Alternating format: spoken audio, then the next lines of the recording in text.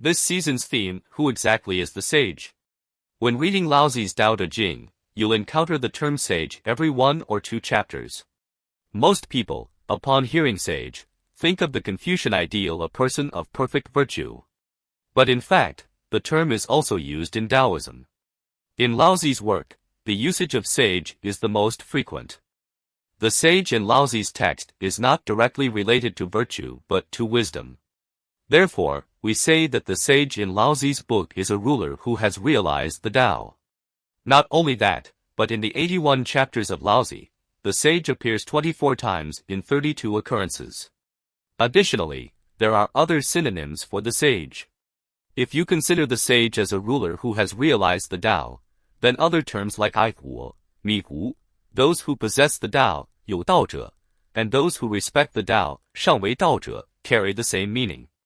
If you add up the sage and its synonyms, they appear in 40 chapters, which is almost half of the text. So, if you want to understand Laozi's philosophy, you must clearly understand the sage, a figure created by Laozi. In chapter 2, we already see how the sage operates. Let's read the second half of chapter 2 again. Thus, the sage manages affairs without action, and teaches without words. All things arise, and he does not turn away from them. He gives them life, but does not take possession of them. He acts but does not rely on his own actions. He accomplishes his task but does not claim credit for it.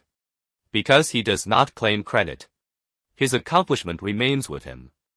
What he is saying is that the sage deals with matters through wu-wei non-action, teaches without words, lets all things grow without interference, nurtures all things without claiming ownership, acts without asserting dominance, and accomplishes tasks without claiming credit. It is precisely because the sage doesn't claim credit that the people continue to respect him. Earlier, we mentioned that the sage teaches. But whom does he teach? Of course, he teaches the people. However, why does the text also mention all things? In this context, we must clearly define the sage as a ruler who has realized the Tao.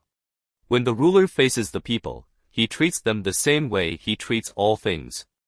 As we continue reading Laozi, whenever we encounter the term sage or its synonyms, we must be clear that the sage is both a ruler and someone who has realized the Tao. So, why did Laozi create the concept of a sage? Mainly because, in ancient society, there were essentially 2 classes, rulers and the ruled. If you were part of the ruled class, you had no freedom to learn for yourself. You could only receive the ruler's education, and you had no freedom to choose your work. Therefore, the ruler bore full responsibility for the success or failure of politics. This is Laozi's perspective. From this, we can see that Laozi's era was quite early. Why? Because by the time Confucianism emerged, Confucius was already emphasizing that each person must awaken and take responsibility for their own life. But according to Laozi's view, he overlooked this point, suggesting that this thinking belongs to a more ancient stage of thought. Throughout the text, Laozi repeatedly emphasizes that the sage is a ruler who has realized the Tao, and that political responsibility primarily lies with those in power. However, the rulers of the world were not always ideal, so Laozi created the sage, a hypothetical ruler. The sage's greatest characteristic is that he has realized the Tao, making him a Daoist figure. After realizing the Tao, his approach to handling matters is defined by wu-wei. Let's explain the concept of wu-wei and no speech. The term wu-wei will appear repeatedly. What does it mean? There are 2 interpretations. One is that it means doing nothing, suggesting that the sage does nothing at all. But who can't do nothing? That would just be an excuse for laziness, which is clearly too narrow. A better interpretation of wu-wei is acting without intent. Intent refers to having specific goals or objectives. The sage acts without a deliberate goal, without striving to achieve a particular result. When you have an intended goal, you start creating many policies to promote it, which can lead to complex situations. What happens if the goal isn't achieved? This creates pressure. So, the sage's wu-wei means acting without a fixed objective. Now, what does it mean to teach without words? Why can the sage teach the people without speaking? In the first half of Chapter 2, Laozi already told us that there are 2 kinds of value judgments and 6 kinds of factual judgments. All of them are relative. If everything is relative, then deliberately teaching people about distinctions between truth and falsehood, right and wrong, good and evil, beauty and ugliness, will only create more confusion.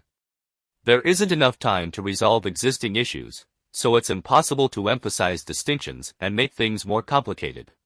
The sage's Wu Wei is acting without intent, and his silence teaches people not to be attached to various distinctions. Then, 4 statements follow: letting all things grow without interference, nurturing all things without claiming ownership, acting upon all things without using force, and accomplishing things without taking credit. These 4 statements all mention all things, but how could the sage directly affect all things? Here, all things refers to all people. Why does Laozi compare all things to the sage? It highlights 2 characteristics. First, the sage is the sole ruler. Second, the sage has realized the Tao. From the perspective of the Tao, there is no issue observing all things because all things come from the Tao. When Laozi mentions all things in relation to the sage, he is actually referring to the people. This becomes clearer as we proceed, though ancient texts didn't always distinguish between things and people as strictly as modern language does. In ancient Chinese, things and people were often interchangeable. So, when the text talks about how you handle things, it often refers to how you handle groups of people. Especially with phrases like give them life, but do not possess them, and act, but do not rely on your own actions. These reflect the Tao's influence on all things, while the sage, as a ruler who has realized the Tao, exerts a similar influence on both people and things. Similar expressions appear in Chapter 5 and Chapter 51. Lastly, because he does not claim credit, his accomplishment remains with him. The conclusion is that because the sage does not claim credit, the people continue to respect him. The sage does not care about receiving credit, so why does it say that not claiming credit keeps the respect from leaving him? Generally, receiving credit implies that people will show gratitude. But if the sage claims credit, the people will believe he has already taken credit for himself, so there's no need to praise him further. If the sage does not claim credit, the people will continue to praise him endlessly. In the Analects, there's a story about Meng Zifan. Confucius praised him because, after leading the rear guard during a military retreat, Meng Zifan didn't boast about his bravery. Instead, when he returned to the city, he said, "It wasn't that I was brave in staying behind. It's just that my horse was too slow." This humility earned Confucius praise. In society, when you boast about your achievements, you highlight your differences from others, and naturally, this creates competition. When you think you're better than others, they no longer feel the need to praise you. There's some debate about the phrase all things arise, and he does not turn away from them. Some versions translate turn away as start, meaning that the sage does not start anything deliberately. But whether it's translated as start or interfere, the meaning is consistent. The sage allows things to grow naturally without deliberate interference. According to Wang Bai's interpretation, there's no need to dwell on this, as the core idea remains the same: the sage cares for the people, allowing all things to flourish without asserting control. The final 4 phrases are challenging to practice. For example, when you raise a child, it's easy to claim ownership, thinking, this child is mine, and therefore belongs to me. But this contradicts Laozi's principle of give them life, but do not possess them. As we grow, we realize that we don't belong to our parents, we are responsible for our own lives. Similarly, as parents, we should understand that when our children grow up, they will not necessarily think the same way we do. They have their own lives to live. Act but do not rely on your own actions means that you guide your children without imposing your will on them. Some parents claim, all your strengths are because I raised you, but they conveniently blame the teachers for any shortcomings. This clearly contradicts Laozi's teaching.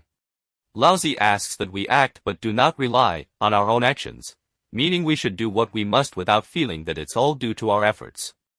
The third phrase, accomplish your task but do not claim credit, is even more direct. When you achieve something, don't take all the credit.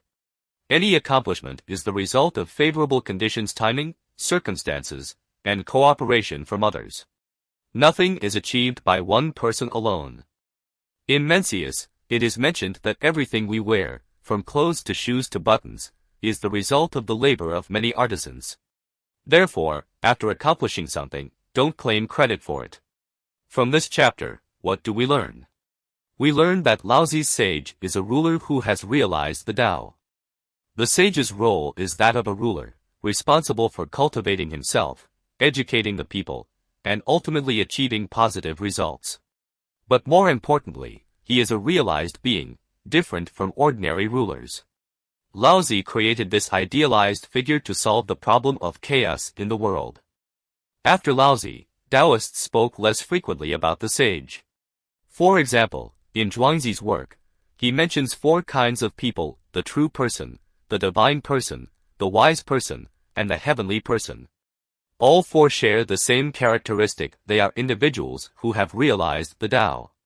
Zhuangzi recognized that very few people would have the opportunity to become rulers, but personal cultivation was still possible. Thus, he used different terms to describe the realized person.